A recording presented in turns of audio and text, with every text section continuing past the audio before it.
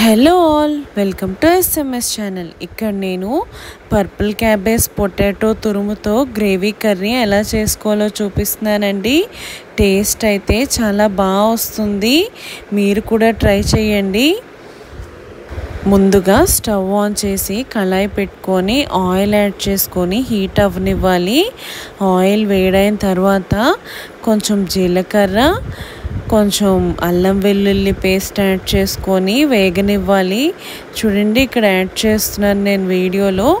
ఈ విధంగా యాడ్ చేసుకొని ఒకసారి బాగా కలుపుకొని ఫ్రై అవ్వనివ్వాలి. మనకి పచ్చివాసన పోయే వరకు ఫ్రై చేసుకోవాలండి. అల్లం వెల్లుల్లి పేస్ట్ పచ్చివాసన వస్తే అస్సలు బాగోదండి గ్రేవీ కర్రీ. ఇక్కడ నేను కరివేపాకు, కొంచెం పచ్చిమిరపకాయలు కూడా యాడ్ చేసుకొని ఒకసారి బాగా కలుపుకొని వేగనివ్వాలి. ఇప్పుడు మనం ముందుగా తరిగి పెట్టుకున్నాం కదండి ఉల్లిపాయ ముక్కలు, అవి యాడ్ చేసుకొని ఒకసారి బాగా కలుపుకొని వేగనివ్వాలి. ఇప్పుడు దీంట్లో కొంచెం సాల్ట్, పసుపు, జీరా పౌడర్ కూడా యాడ్ చేసుకొని ఒకసారి బాగా కలుపుకొని వేగనివ్వాలి. అలా వేగిన తర్వాత ముందుగా తరిగి పెట్టుకున్న టమాటా ముక్కల్ని యాడ్ చేసుకొని ఒకసారి బాగా కలుపుకొని ఫ్రై అవ్వనివ్వాలండి. ఒక 5 to 10 minutes లిడ్ క్లోజ్ చేసి ఉడకనిచ్చిన తర్వాత చూడండి, ఈ విధంగా మనకి టొమాటో అనేది బాగా మగ్గుతుంది. ఇప్పుడు మనం కర్రీ కోసం మసాలా గ్రేవీ ప్రిపేర్ చేసుకుంటున్నామండి. ఇప్పుడు ఒక మిక్సీ జార్ తీసుకొని దాంట్లో పుదీనా, మనకి కావాల్సినంత కారంకి పచ్చిమిరపకాయ కూడా వేసుకోవాలండి. నేను ఇక్కడ ఒక 2 పచ్చిమిరపకాయలు యాడ్ చేసుకున్నాను. కొన్ని కొబ్బరి ముక్కలు కూడా యాడ్ చేసుకుంటానండి.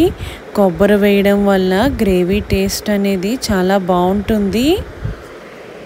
ఒక 2 లవంగాలు కూడా వేసుకున్నానండి ఫ్లేవర్ కోసం. ఒక చిన్న ముక్క చెక్క కూడా యాడ్ చేసుకున్నాను.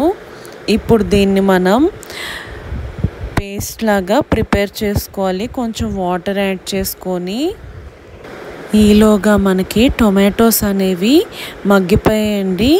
ఇప్పుడు ముందుగా తరిగి పెట్టుకున్నాం కదా పర్పుల్ క్యాబేజ్ని, ఆ ముక్కలు యాడ్ చేసేసుకుంటున్నాను. చూడండి, ఆ కలరే చాలా బాగుందండి. అసలు వేసుకున్న తర్వాత ఒకసారి బాగా ఆ మసాలా పట్టేలాగా కలుపుకొని మనం 5 to 10 minutes లిడ్ క్లోజ్ చేసి మగ్గనివ్వాలి.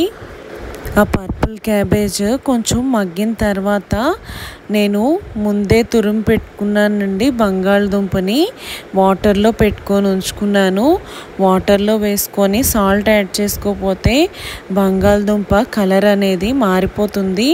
చూడండి, నేను యాడ్ చేసుకుంటున్నాను కదా, ఈ విధంగా తురుముకొని ఒకసారి బాగా కలుపుకొని లిడ్ క్లోజ్ చేసి మగ్గనివ్వాలండి.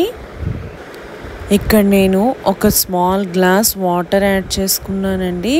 యాడ్ చేసుకొని ఒకసారి బాగా కలుపుకొని ఉడికించుకోవాలి.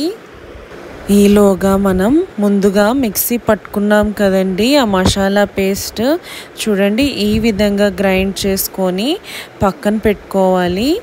ఇప్పుడు మనం కర్రీ అనేది కొంచెం దగ్గర పడిందండి.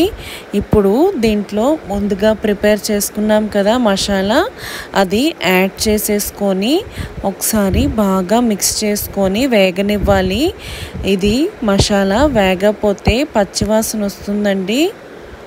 అలా కలుపుకొని ఒక 15 to 20 minutes లిడ్ క్లోజ్ చేసి ఉడకనివ్వాలండి.